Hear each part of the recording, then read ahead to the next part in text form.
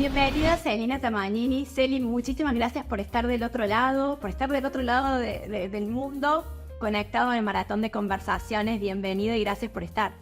Bueno, gracias a vos, Euge, por invitarme. Es un placer y además nos conocemos desde hace tantos años, así que es como, bueno, estos reencuentros después de haber pasado muchos años juntos y separados también, ¿no? De no mantener ese contacto, pero encantada de estar aquí. Gracias, Celi, gracias. Bueno, Celi dice, nos conocemos de hace muchos años y eso no solo habla de nuestra edad, sino también habla de que nos conocimos allá lejos y hace tiempo en la universidad y después de nuestro primer trabajo pasante. Y allá, no sé, 97, 98, pero no. Sí, más o menos unos 2 años antes de acabar. Sí, bueno, yo al menos era promoción 2000, así que... Claro, creo sí, que por ahí, 98. Bien, o sea, compañeros desde hace muchos años. Después Celi, ahora nos va a contar, emigró, se fue, hizo su vida, una maravillosa carrera en Europa y hoy es cofundadora de Circular, una empresa dedicada a la indumentaria, los uniformes para empresas 100% ecológicos. Correcto.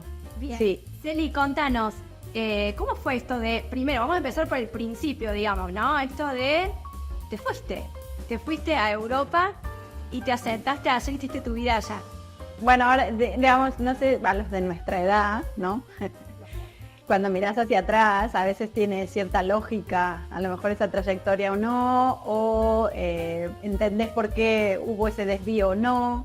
Yo creo que, aunque a mi papá y a mi mamá no les gusta que lo diga, un poco ellos también siempre fueron muy de viajar lejos, ¿no? Yo me acuerdo, soy de un pueblo muy pequeño, de Etruria, del interior de Córdoba, y entonces con 7 años me mandaban a estudiar inglés, y era la única que tenía que dejar el parque a las 5 de la tarde para ir a clases de inglés, que me aburría un montón, ¿no? Claro. Pero después en la universidad lo seguía, y luego habíamos viajado también alguna vez al extranjero, pero había siempre una inquietud en casa, ¿no? Entonces, quizás por ahí.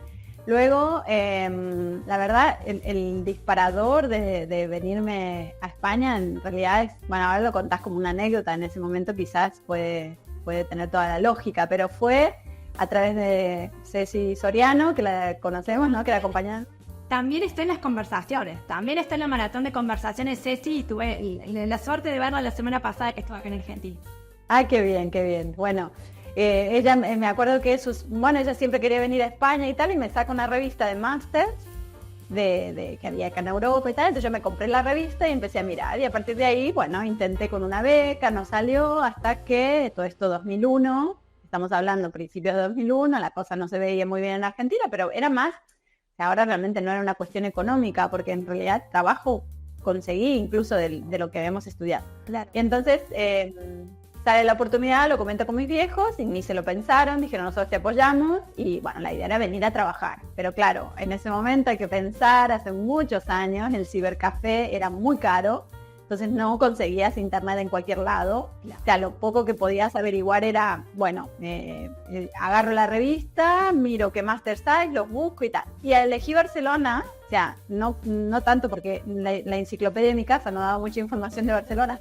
Elegí Barcelona porque había la mayor cantidad de másters en comunicación corporativa o comunicación institucional, que era lo que habíamos estudiado, ¿no? Entonces por eso acabé aquí. Convencí a una amiga, nos vinimos con Diana y también nos acompañó una tía. Pero todo esto de que uno no tiene ni idea, ¿no? de dónde cae, vinimos el 25 de junio del 2001, que es el día después de unas vacaciones muy famosas aquí, que es San Juan, que es el comienzo del verano. Y en ese momento España estaba viendo, bueno, una explosión a nivel de economía, estaba creciendo a 2 dígitos, había un gobierno que, bueno, después resultó ser un poco catastrófico para el país, pero en ese momento había un impulso a la industria, sobre todo a la inmobiliaria, entonces se construyó un montón, había muchísimo trabajo. Pero en julio y agosto, España, o sea, desaparece, ¿no? Le van de vacaciones. Ya, nosotras veníamos recién llegaditas, 2001 y tal, y un bar de un barrio cerrado por vacaciones. Con toda la expectativa y estaba cerrado. Todo cerrado. Pero por el lado positivo de que todavía estábamos en el 1 a 1, en la época del dólar un peso, no, $1 un peso. Entonces no salía más caro vivir aquí, pero no tanto, ¿no? En ese momento, entonces, bueno, se podía al menos estar sin trabajar. Porque aunque teníamos entrevistas y tal, no nos daban trabajo, porque bueno, o era verano que no había mucho tal, y en ese momento no teníamos papeles, ya en ese momento estábamos como visa de estudiante. Y entonces, a través del máster, bueno, al final me quiero apuntar al máster de comunicación y no había vacante. Entonces me dije, claro, esto ya me estaba gustando mucho, ¿no? Ya llevaba 2 meses y digo, bueno, ¿qué tienes libre? Marketing, venga, marketing. Y ahí fuiste al marketing. Y ahí fui al marketing y bien, fue lo mejor que me pasó, esos errores del destino. Esos golpes, ¿no? Del destino, pero que terminó siendo una puerta nueva que se abre. Sí, tal cual. Esto es el pelotazo que justo tu cabeza estaba en el medio y hiciste el gol de la final y de la Championship, ¿no? Entonces ahí entré a marketing y bueno, claro, tenía una visión un poco más, o sea, a pesar de que había estudiado comunicación, y si hubiera hecho el máster de comunicación hubiera sido más de lo mismo. Entonces, claro, al entrar en marketing fue al menos una visión diferente, ¿no? Y entonces a través estoy pegando un rollo como si ya queda eterno. Y a través del marketing y de la universidad, que resultó ser una buena universidad, que era la Pompeu Fabra, pude conseguir trabajo como becaria, ¿no? Como pasante. Entonces, a partir de ahí fue trabajar. Y esto es un poco lo que siempre digo yo de la ventaja de los latinoamericanos. Cuando nos dan una oportunidad, la aprovechamos. Nuestra contracción al trabajo y esto de aprovechar la oportunidad, porque sabemos que al menos acá no es tan habitual. Exacto. Entonces, nosotros, por ejemplo, para trabajar en una agencia de comunicación nos tendríamos que haber ido a Buenos Aires. En Córdoba no había de publicidad, pero no había de publicación, ¿no? O se hacía muy amateur, ¿no? Muy bueno, porque había una que tenía contactos con los medios y tal. Pero aquí ya era top. Entonces ahí entré a trabajar en una clínica privada en el departamento de Relaciones Públicas, donde, bueno, resultó ser un sello muy importante porque es muy reconocida aquí. Y por la tarde en otro sitio trabajando de teleoperadora y entras hacia el máster. ¿Cómo? Ahí a full time trabajando, a la mañana en... Total, contracción de trabajo, que creo que es una de las grandes características o habilidades que por lo que te he ido siguiendo en todo este tiempo te acompañan en tu desarrollo. O sea, hay un poco, sí, en ese momento yo no tenía ni idea, pero hay un poco de emprendeduría, ¿no? Cuando te tomas un avión y vas a un sitio, acá yo no tenía familia, no tenía amigos ni nada, o sea, realmente fuimos yo y mi amiga, y en esa época era imprimir los currículums, que los habíamos diseñado bastante, había que llamar la atención de alguna manera. Acá tenemos que volver a algo que por ahí para nuestra generación es 100% entendible, para los más jovencitos no, y es internet casi cero. Casi cero. Entonces el currículum impreso, la enciclopedia, decía, bueno, buscar información a través de una enciclopedia. Hoy tenemos todo el mundo y el universo a un clic de distancia. Al teléfono, al dedo, ¿no? En ese momento era comprar en una librería las revistas que eran los anuarios, se llamaban, yo no sé si salen todavía, pero los anuarios de las agencias de marketing y comunicación.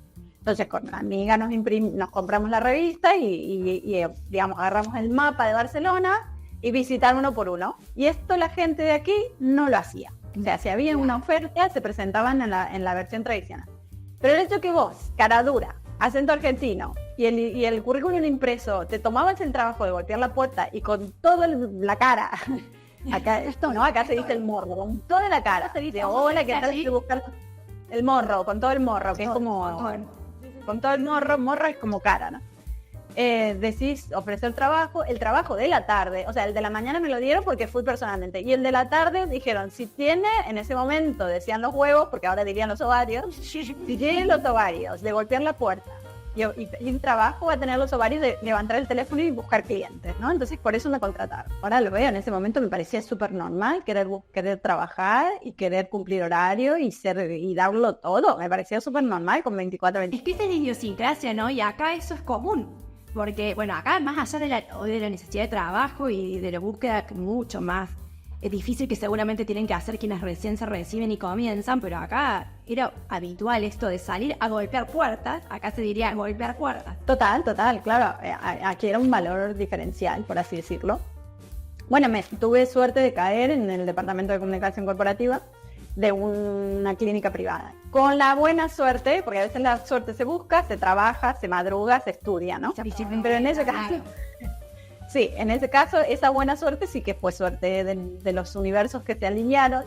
la chica que trabajaba conmigo, que no me podían contratar, era amiga de una agencia donde había un puesto. Y entonces yo comenté a viva voz que había un puesto tal, y dije, deja que te recomiendo. Claro, claro. Y entonces a partir de ahí entré de becaria con 25 años, sí, más o menos 25, a trabajar de becaria en una agencia de comunicación 100%. Y era una pyme bastante grande, con clientes importantes y tal. Y ahí lo di todo, o sea, de 9 de la mañana a 7 de la tarde, tiqui, tiqui, tiqui. Fue como el hito de formal donde comienza tu carrera profesional en todo tu despegue allá en Europa, ¿no? Totalmente, totalmente. Y además coincide con el corralito. Entonces esto hizo que ya no se me podía enviar dinero y por lo tanto tenía que trabajar con los... O volver. En el caso de que esto no funcionara, había que volver, que era, entiendo, la primera opción. Claro, o sea, era mientras que siempre tuvieras unos euros para pagar el billete de regreso, ¿no? Pero yo me quería quedar, claro. Y entonces recuerdo que rechacé la oferta porque pagaban muy poco. O sea, imagínate, yo recién llegada, trabajar en una agencia de comunicación, ay, no sé por qué me sale publicidad, si es de comunicación. El sueño de mi carrera, o sea, había terminado la carrera hacía 2 años. En Buenos Aires, o sea, tendría que haber pasado por Buenos Aires si quería hacer esto. Y decía que no, porque no me alcanzaban los euros para vivir. Entonces, no sé qué pasó. Dijeron, vale, te contratamos igual porque ya tenés más experiencia, ¿no? Y porque había trabajado en la clínica esta privada.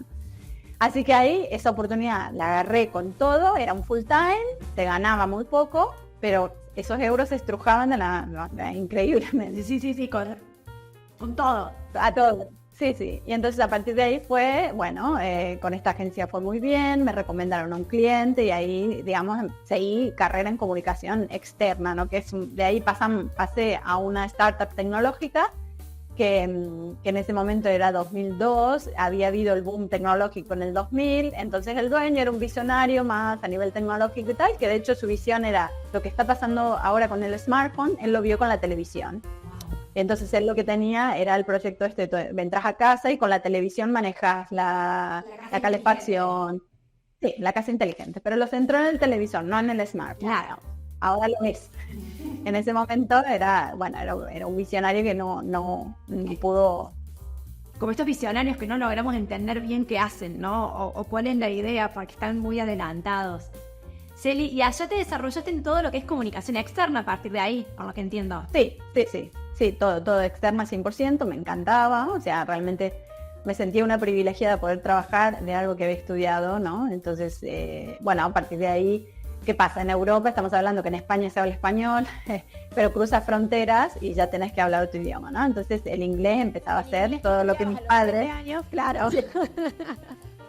Había que hablarlo, ¿no? Entonces, bueno, hubo una reestructuración en la empresa, en la startup tecnológica y vi la oportunidad y me fui a trabajar de lo que sea a Londres para mejorar el inglés. Y otra vez, o sea, era Celina Tabagnini del pueblo de Etruria. En Londres lo exploto como sea. Y entonces, si conocía gente española, no le seguía la pista. Yo me hacía amigas de todas las que hablaran inglés. Porque vos fuiste con el objetivo claro de perfeccionar tu idioma, tu inglés. Wow, y era un empezar de nuevo en Inglaterra. En Inglaterra, entonces ahí trabajé de au pair, ¿no? Estaba en una casa, después trabajé en una tienda, o sea, ahí era también, ¿no? La ventaja de los latinoamericanos con el inglés es que tenemos la J más suave, ¿no? No es la J española. Y la S también. Entonces, quieras o no, los años que me enviaron en inglés y los años que estuve en la universidad sirvieron, estaban ahí. En 4 o 5 meses ya pude tener una cierta fluidez que luego reaproveché aquí al volver. Entonces al volver fue pum para arriba, como digo yo. Wow. Entonces al volver me vuelve a contratar la misma agencia. ¿Volvés a Barcelona, Iseli? Vuelvo a Barcelona, sí, todos los caminos siempre conducen a Barcelona. Vuelvo a Barcelona a trabajar a la misma agencia, pero claro, ahí me empiezan a dar los clientes internacionales. Entonces me empiezan a dar, o sea, llamaban en inglés, me lo pasaban a mí. Si venía un cliente que coincidía con que no eran muy corporativos, coincidían que eran más marketingianos y además con mi background de marketing y tal, entonces, claro. Y a los 6 meses de volver, me envían a Portugal, a montar la oficina de Lisboa, Portugal. Y otra vez. De nuevo. Empezar de nuevo. Un empezar de nuevo hubo muchas veces en la vida de Celi, ¿no? Mucho. Estaba en ese momento que me parecía súper normal. O sea, me parecía súper normal que a los 6 meses me dieran un cliente nuevo, que a los 6 meses cambiara de trabajo y al año me fuera a otro país. Me parecía de lo más normal, porque en realidad yo lo que veía era una oportunidad. Entonces, había pasado de ser una becaria no hacía ni 2 años y al tercer año ya estaba siendo la country manager de una agencia de publicidad, de como, hable con publicidad, no sé por qué me sale, de relaciones públicas, porque era comunicación 100% en Portugal. Entonces ahí con el respaldo financiero, al final fue una interemprendeduría, ¿no? O sea, al final emprendí, pero con un respaldo financiero que yo no me tenía que preocupar. Claro, que te daba la tranquilidad para poder dedicarte a lo profesional sabiendo que tenías cubierto todo eso. Exacto. Y entonces ahí con 30 años me voy a Lisboa a aprender portugués porque no hablaba, ¿no? Empezar de nuevo. Entonces ahí me dejé la salud, lo dejé todo otra vez porque era la oportunidad de mi vida. Ya tenía el inglés, entonces ya llevaba cuentas internacionales al estar en Portugal. Se hablaba, los portugueses hablan muy bien inglés, entonces también la comunicación iba bastante fluida.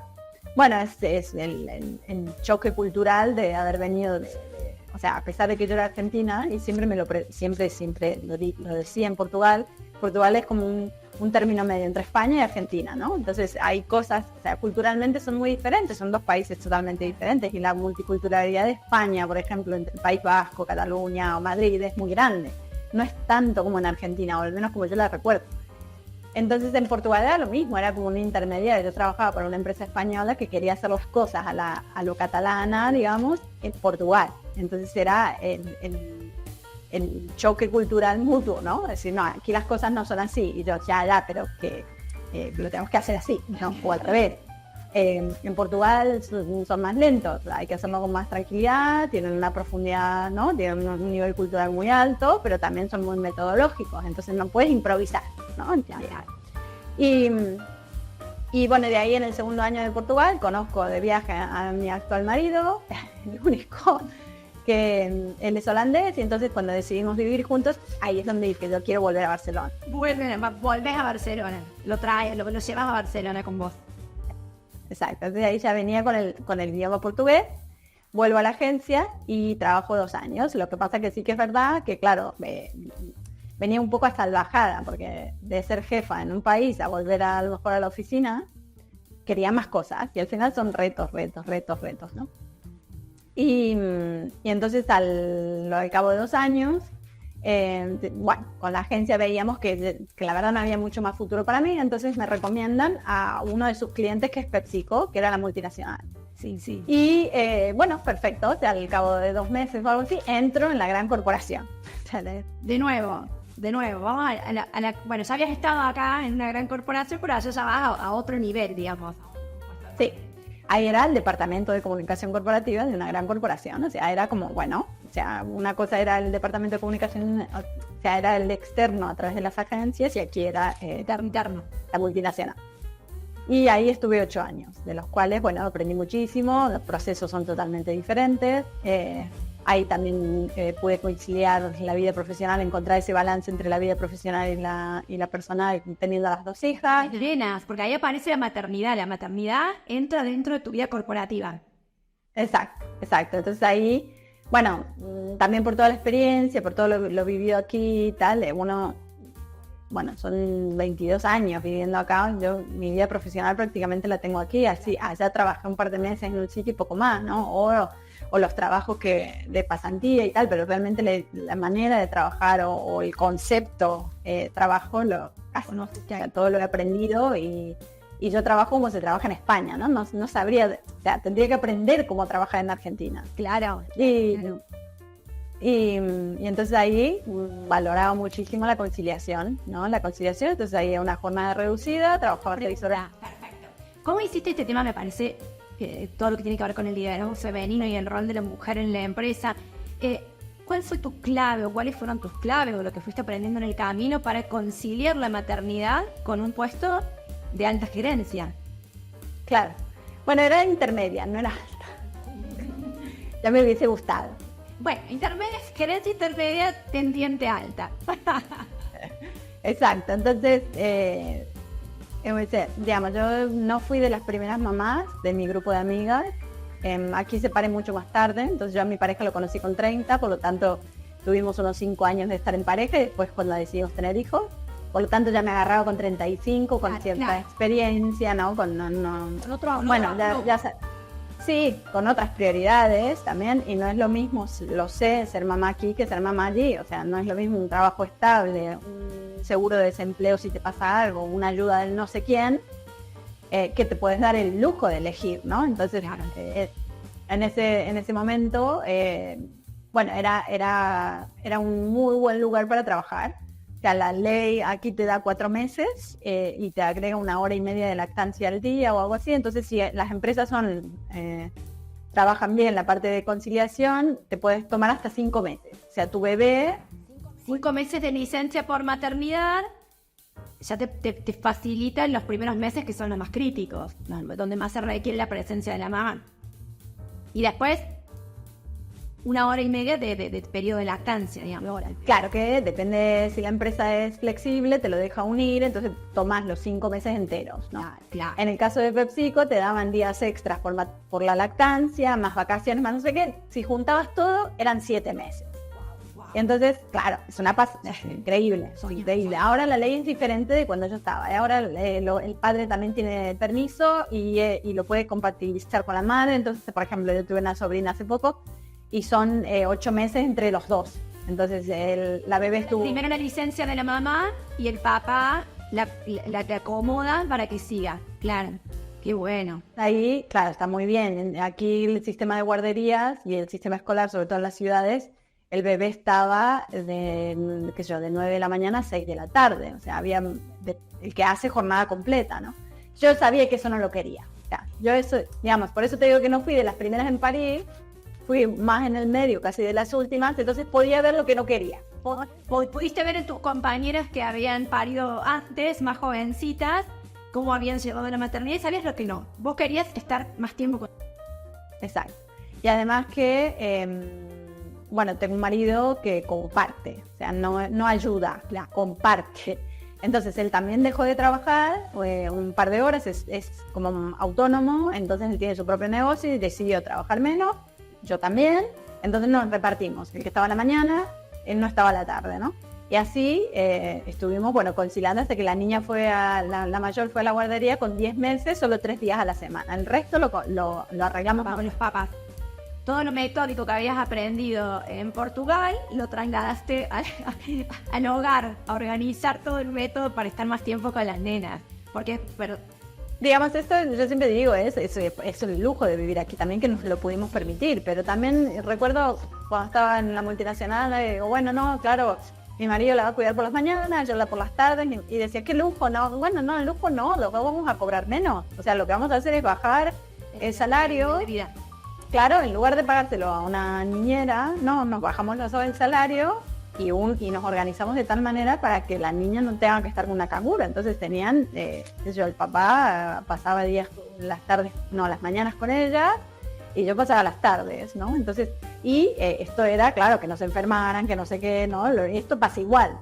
Las contingencias que están con nenes chiquitos van siempre. Pero esto me encanta, ¿no? Porque en realidad no era qué suerte que podés hacerlo, sino no, son decisiones que tomás, como la decisión que tomaste allá cuando armaste la mochila con tu amiga o la valija con tu amiga para irte. Son decisiones que uno toma con ese riesgo, ¿no? Exacto. La decisión de tener una jornada reducida también hizo que a nivel de crecimiento profesional se viera un poco estancado. Claro. A ver, si no estás en las reuniones de la tarde, entonces pues no tienes tanta visibilidad. Si ya estás ocupada, es difícil que te den proyectos más interesantes, ¿no? Y la disponibilidad para viajar y un montón de cuestiones que aparecen con la maternidad. Exacto, es decir, son elecciones, lo que pasa es que son elecciones que yo estoy luchando, siempre he luchado, de que sean elecciones, no que sea la única opción. Entonces son elecciones que... Sí, a mí me pasó factura a nivel profesional, pero tampoco yo quería estar con las niñas, por lo tanto lo elegí, pero no debería pasar. Quiere decir, no debiera pasar una factura, tal cual. Acá también sucede. La maternidad o la maternidad presente, ¿no? Esta que vos elegís o que tantas mujeres también acá eligen y allá, bueno, pasa facturas que no debieran. A nivel oportunidades de crecimiento, oportunidades de desarrollo, que de pronto se ven, no sé si truncadas, sí, se ralentizan totalmente. Y además, bueno, solo por un par de años, bueno, más que a ver, que por suerte estaba en la multinacional, se me seguían dando proyectos y tal, lo que pasa que, bueno, sí, ralentizó un poco, y era un poco, bueno, todo no se puede, ¿no? Y ahí es donde es mi lucha, porque yo digo, una mamá que tiene niños y tiene un buen trabajo, lo va a cuidar. Que está bien, se quedó en casa porque la niña está enferma, pero a la noche te va a teclear el ordenador para acabar lo que dijo que iba a acabar. Ya. Seguro. Porque aquí también se pierden trabajos cuando, a ver, yo conozco una amiga que perdió el trabajo estando embarazada, porque dijeron, no, porque no estás, porque tienes baja, porque no sé qué, o sea, que sí, que siguen pasando incluso en Europa. Claro, claro. Que creo que también va con toda una cuestión de evolución y de visibilidad y del empoderamiento de la mujer y demás, que seguramente tiende a ser menor, pero bueno, lamentablemente todavía sigue pasando. Sigue pasando, sí, ha mejorado muchísimo. Sí que hay esto lo he hablado muchas veces porque ahora estoy a full con el liderazgo femenino, sobre todo de haber pasado por varios tipos de empresas y varias experiencias. Claro. Pero al final, estamos en una franja ahora, al menos en España o en Europa, de los premios, por ejemplo, ¿no? Mi socio y yo estamos a iguales condiciones cuando fundamos Circular, que ya tocará la fundación de Circular, pero los premios me los dan a mí. O sea, los premios me lo dan al reconocimiento a la mujer emprendedora porque aprovechan el Día de la Mujer Emprendedora o el Día de la Mujer, ahora se viene. ¿Y el hombre? Y el hombre, hay una generación que a iguales condiciones no se le nombra o no se le premia, ¿no? O si tienen que elegir a dos candidatos de igual formación, de tal y tal, quizás acaban eligiendo a la mujer para poder tener más puestos directivos de mujeres. Pero es que si no se hace eso, vamos a estar esperando 5 siglos más. Claro, claro. Va a haber una franja que como yo digo, que pringas, ¿no? Va a haber una franja que se va a ver perjudicado de hombres, sobre todo los de 35, 50, más o menos. Esto sí, o sea, esto capaz que se les hace distinto. Porque están viviendo en línea en el momento, este momento histórico de reubicación de claro. Y la generación que te puedo asegurar, mis hijas están creciendo y no entienden porque hay diferencias, ¿no? O sea, yo se las enseño de que no, en mi época no se podía jugar al fútbol porque no era deporte de niñas o cosas así, claro. Si ellas crecen con esa igualdad de oportunidades, no va a importar que elijas un chico o una chica, entonces seguramente estará nivelado. Yo de todas maneras es muy optimista pensar que la generación de mi hija no va a haber. Largo plazo, o largo plazo, o mediano o largo plazo. Mediano y largo plazo si no se obliga a puestos intermedios, ¿no? Entonces, y luego ya en el mundo de la emprendeduría, cuando, bueno, ahí siguiendo un poco el hilo, ¿no? La historia, exacto. Y entonces en la multinacional, bueno, ya veo que no quiero dedicarme más a comunicación, ya me había cansado un poco de esto de hablar con periodistas, ¿no? Los medios de comunicación, ya tenía la sensación de ya no estoy aprendiendo tanto y quiero cosas nuevas, ¿no? De estos cambios que necesitaba. Quería de nuevo, y reinventarse. Claro, entonces ahí la reinvención vino fundando Circular, que conozco a mi socio en la multinacional a través de que él trabajaba en una agencia y tal.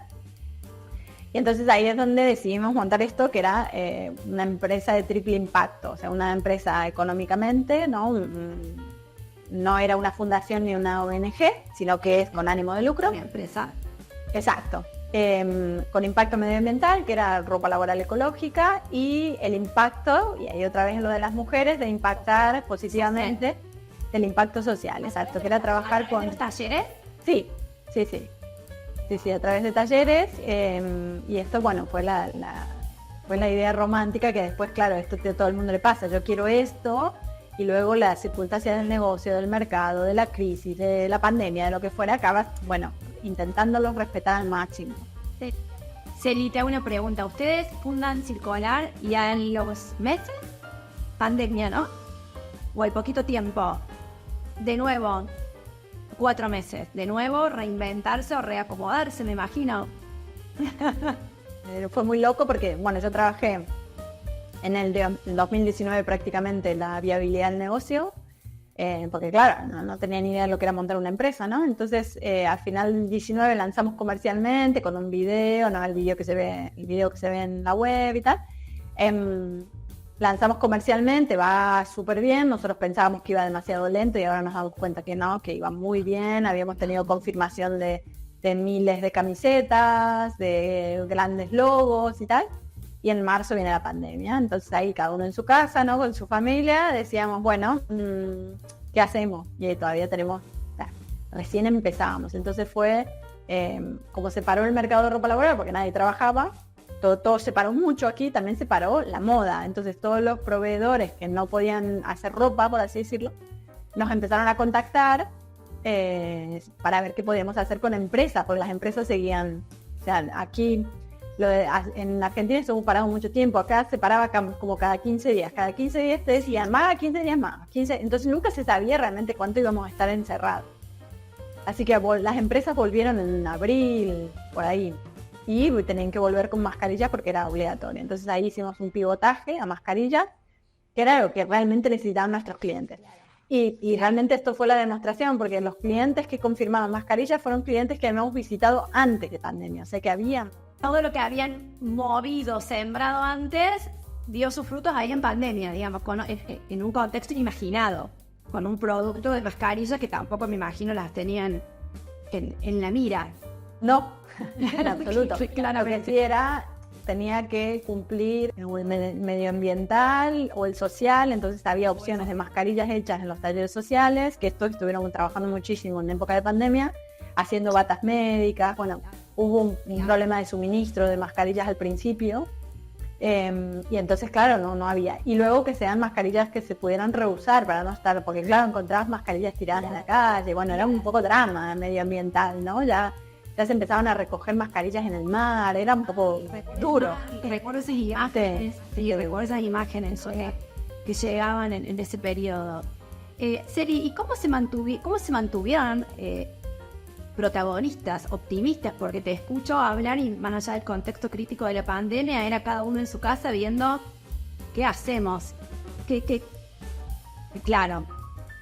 Lo que sí se incentivó mucho la labor comercial online, porque todos estaban en sus casas, por lo tanto eso te evitaba a lo mejor tener que ir a Madrid, perder un día entero, entonces la labor comercial era más ágil porque tus clientes los conocías virtualmente y esto quedó. Entonces para una startup ya es muchísimo.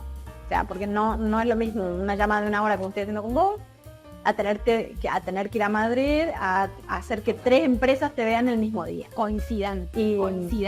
Exacto. Entonces esto fue bien en ese sentido, y luego que, bueno, recién empezábamos, teníamos la energía pura, éramos 5 años más jóvenes. Inicio. Pero más allá del inicio debe haber algo ahí de la potencia, de los abrumadores de ustedes, porque sabemos que muchos en pandemia han tirado la toalla, han soltado esos proyectos, esas ideas que podrían haber sido grandes ideas también. Pivotaje a mascarillas que ese año nos permitió acumular, digamos, un poco de caja para después poder constituir la empresa. Entonces, es un poco eso, ¿no? Es creíamos muchísimo en lo que estábamos proponiendo, era una propuesta de valor, porque ahora hace 5 años de todo esto, ha ganado más de 10 premios, hemos conseguido una facturación aceptable en los últimos años, se ha ralentizado mucho todo también, todo lo que parecía que iba a ser para enero del 25, porque hay una regulación europea que va a poner el nuevo paradigma, todo esto se retrasa un año. Hubo la guerra de Ucrania, que esto aumentó el consumo de electricidad, ¿no? La crisis de suministros, o sea, a pesar de varias crisis, en eso vas creciendo. Claro, sí, cuesta mucho el mundo startupero. Hay muchas startups, sobre todo en Cataluña, digamos, hay mucho espíritu emprendedor. Lo que pasa es que muchas mueren, claro, de 9 de cada 10 muere por la falta a lo mejor de colaboración de las grandes corporaciones, o porque la financiación privada no ha llegado, o el mercado no está preparado. Sí, ¿y cómo pudiste conciliar o unir en un modelo de negocio como es circular estos valores de la sostenibilidad, del cuidado ambiental, del compromiso social? ¿Cómo hiciste de esos que entiendo eran valores tuyos, porque estos valores vienen con nosotros seguramente? ¿Cómo hiciste para el momento de decir, bueno, esto lo vamos a convertir en un negocio? Bueno, esta es la versión romántica, ¿no? O sea, cuando vos vos montás la idea y luego se tiene que materializar, ¿no? Entonces sí que si yo volviera 5 años antes, a lo mejor no me hubiera puesto tan purista o tan tan exigente conmigo misma, ¿no? El tema medioambiental y tal. Pero una de las maneras es en las bases, o sea, saber realmente con tu socio cuáles son las líneas rojas. Claro. ¿No? Entonces, para nosotros las líneas rojas era producir en Asia. O sea, si teníamos que producir en Asia, ya no había valor diferencial. Resulta que en Asia hay fábricas donde respetan a sus empleados, donde pagan buenos salarios, donde los tratan bien, acorde en la ley, pueden pagar salarios más altos. Pero ya a nosotros se nos iba un poco fuera de control, ¿no? Entonces era luego trabajar con talleres sociales que ayudaban a personas en riesgo de exclusión, cometen más errores, van más lento, tienen más rotación, tienes que tener más paciencia. El cliente que no tuviera esa paciencia, pues entonces a lo mejor nos teníamos que ir al taller profesionalizado, ¿no? Y entonces, bueno, hay como red flags, ¿no? Líneas rojas, sí, que te dicen, por aquí no quiero pasar, y lo puedes sentar. Entonces nosotros hemos puesto muchos de esos requisitos en los estatutos sociales. claro. O sea, inversor que viniera, inversor tenía que saber que el 10% de los beneficios cuando los tengamos se van a donar a los talleres sociales. Entonces cuando se dona nadie puede chistar. Porque eso estuvo conversado y clarificado antes, claro. Entonces una manera realmente de implementarlo es cierta flexibilidad en que a ver si puedo implementarlos y las otras sentarlos formalmente en un documento donde todo el mundo lo sepa. Y entonces hay un código de proveedores y fabricantes y entonces cada vez que enviamos ese código de ético es disuasorio. El que no lo quiera firmar es porque igual tampoco quiere una cadena de suministro transparente. Entonces es un papelito que cualquiera diría judicialmente es un papel mojado, pero es un papel, bueno, un contrato ético entre tu proveedor y un compromiso. Entonces cuando yo pida información de si los salarios están al día, me lo pueda pasar, ¿no? Por lo menos decir es que, bueno, yo ya te lo había dicho que igual algún día te lo pido, ¿no? Claro, qué interesante, Celia. Aparte me imagino la cantidad de conversaciones que han tenido con tus socios y con los inversores para poder dejar en claro todo esto, ¿no? Sí. Bueno, también hay un tipo de empresa, ¿no? Nosotros siempre nos hemos posicionado como empresa social. Fuimos la primera empresa B, la empresa B Corp especializada en ropa laboral aquí en España. Por lo tanto, quien tiene el certificado de empresa B, se supone que todo esto está certificado, ya está regulado. Entonces ya, bueno, regulado. Esto cuando eres una empresa social es porque tienes este costado, ¿no? Entonces o donas tus beneficios o trabajas solo con comunidades vulnerables, claro, o trabajas por el bien de la economía, bueno, de la ecología y la economía. Pero es igual de duro, quiero decir, no es fácil, no es porque por los días mágico. Sí, exacto. Qué lindo, Seri, qué lindo. Bueno, estamos en tiempo y quiero ser respetuosa porque sé que te has hecho un lugarcito para que conversemos hoy, pero una pregunta que no quiero dejar de hacerte, quiero regalarle tu respuesta a los que nos escuchen es, ¿cuál es esa habilidad o esas habilidades, características, cualidades de Celi que hicieron que pase de esa adolescente, esa jovencita que llegó el 25 de junio a España sin saber que iba a estar todo cerrado, a hoy que es cofundadora de su empresa y que ha recibido premios a la mejor emprendedora en el top 10 de mejores emprendedoras de Cataluña y demás? Digamos, ¿cuáles son esas cualidades, Celi, que te han llevado de un lugar a otro y que te han posibilitado todo ese crecimiento como líder? Bueno, yo me imagino que debe ser la curiosidad. O sea, al final, bueno, llegas a un momento de tu vida que tienes como que reconectar con ese niño interior que es la versión pura, ¿no? Es la versión pura de vos misma. Y entonces es la curiosidad, sin duda. O sea, a mí, que no me dijeran eso no lo vas a poder conseguir, porque enseguida me porque sí que puedo, ¿no? O sea, que es un poco el querer aprender permanentemente, ¿no? Porque al final un amigo hace poco me decía, eres una adicta a los retos, ¿no? Entonces, claro, esto no todo el mundo lo tiene y es igual de válido. Quiero decir, no pasa nada estar toda la vida en el mismo trabajo, con el mismo jefe, haciendo lo mismo. Es igual de válido siempre y cuando sea y comulgue con tus valores, ¿no? Entonces yo no me puedo quedar quieta, a ver si algún día me tranquilizo, no sé cuándo, pero yo creo que es conectar con ese niño interior y ese niño interior como era e intentar reencontrarte con ese niño interior.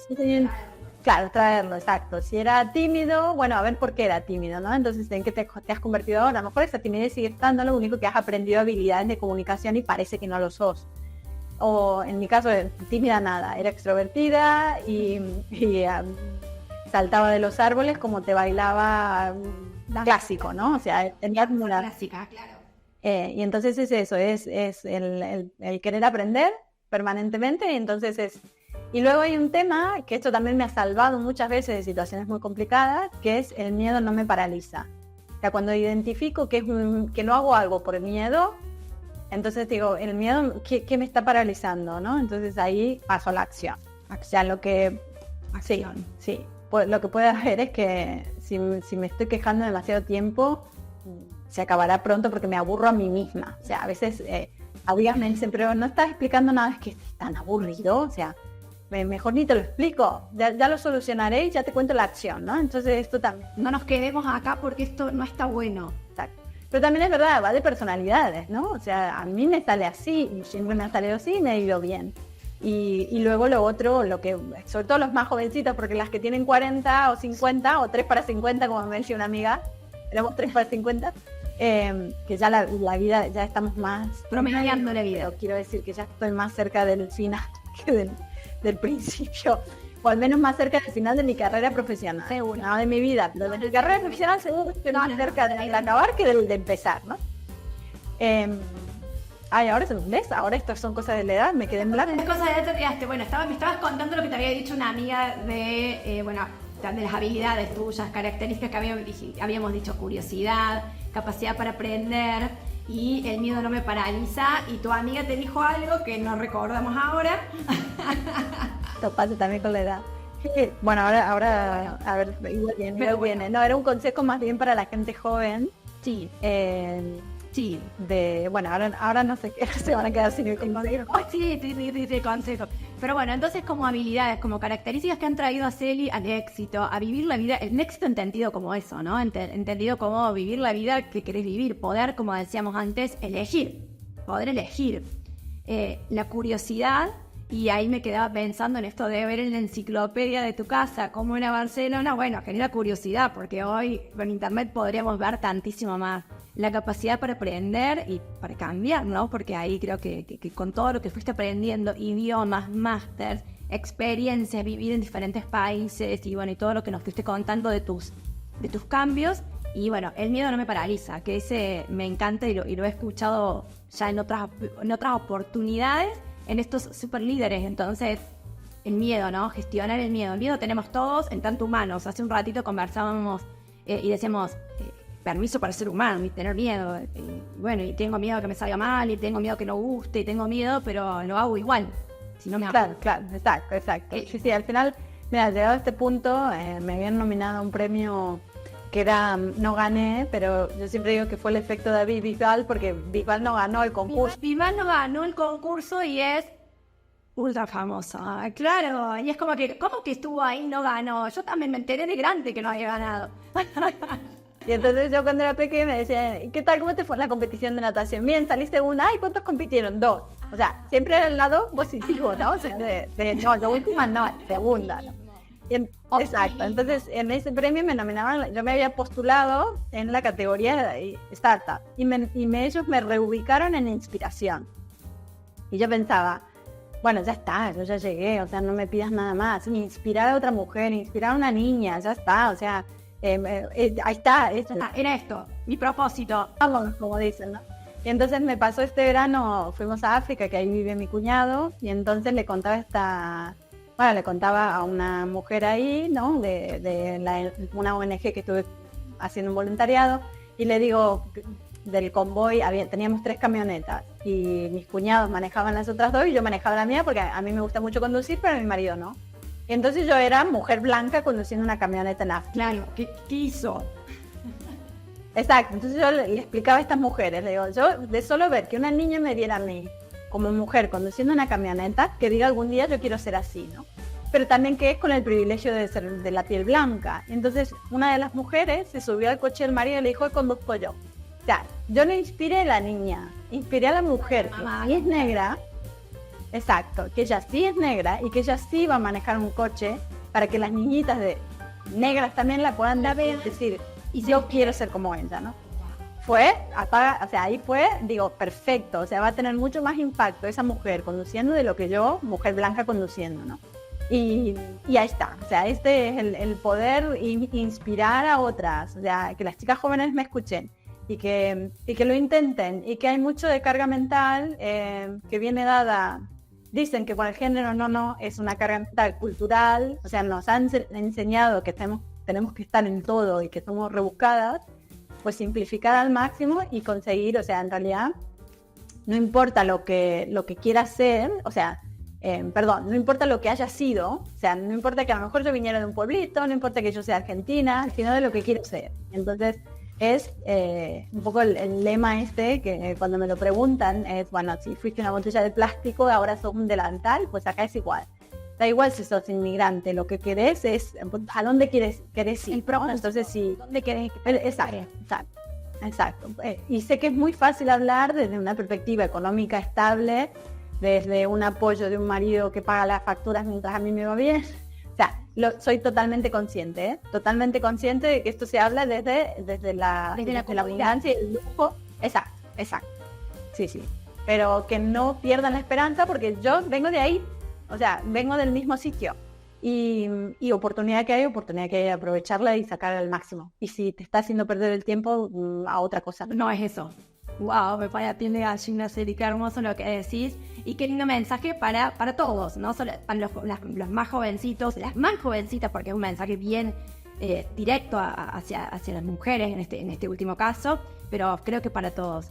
Ceci, perdón, mira, le traje a Ceci, que le hablamos al inicio de la conversación. Para todos los falsos comunicantes, están todos. Estamos viendo hacia y todo, porque también está que entrada en breve vamos a estar conversando con Ceci.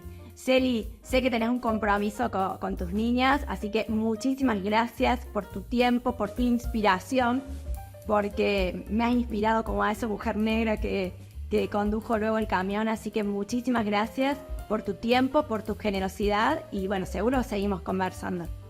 Bueno, mil gracias, Euge, por tenerme, y ahí está quien me busque en LinkedIn, que me diga, te escuché en el podcast, whatever, y yo respondo. Y qué lindo, vamos a dejar arrobado y todo para que puedan estar en contacto con vos. Gracias, Celi, te mando un beso grande. Bueno, gracias, Euge, un beso enorme. Gracias. Adiós.